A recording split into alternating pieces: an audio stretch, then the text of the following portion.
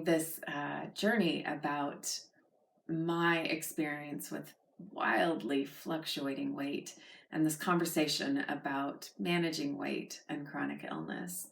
And at this stage in the journey, I was the most overweight that I have ever been. And I was far into the category of obese and weighing more than I'd ever weighed in my life. And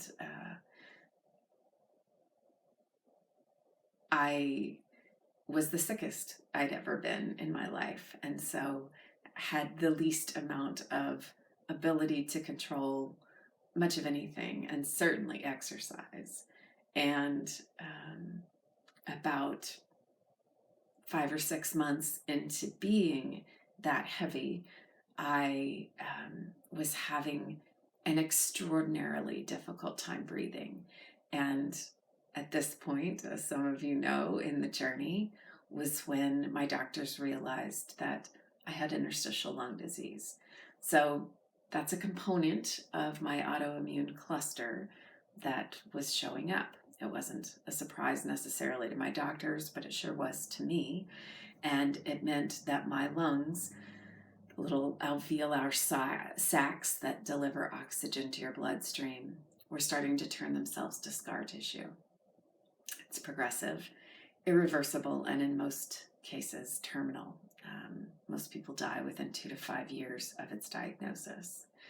And its progression for me came on really fast and really furious. Within 7 months of diagnosis, I had lost 70% of my lung function and was referred for a double lung transplant. Now, some of you know that getting on a transplant list is like the most extensive obstacle course that one can imagine. There's something like 65 or 70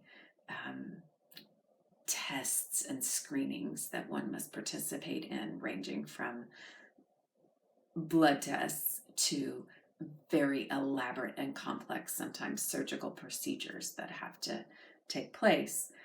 And there's a very narrow bandwidth of body mass index that one must fit into in order to be considered healthy enough to be on that lung transplant list.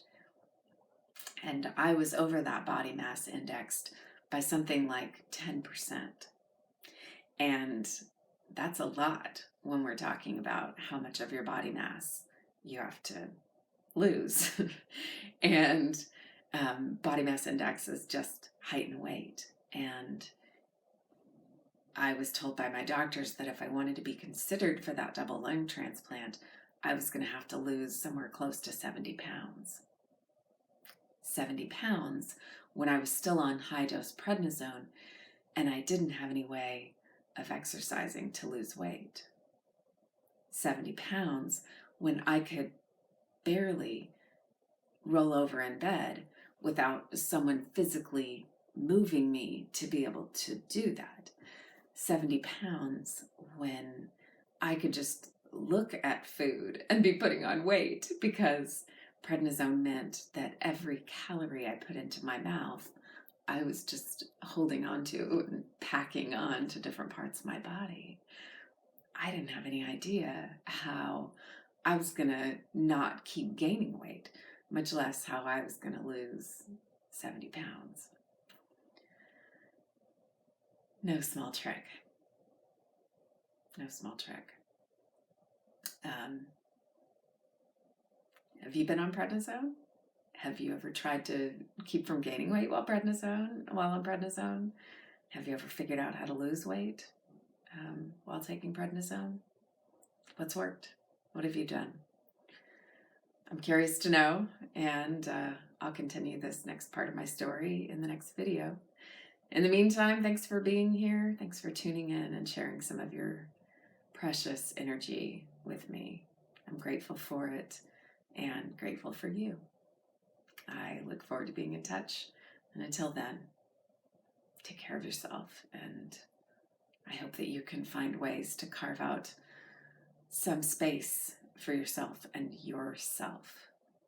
I hope you can find ways to be well.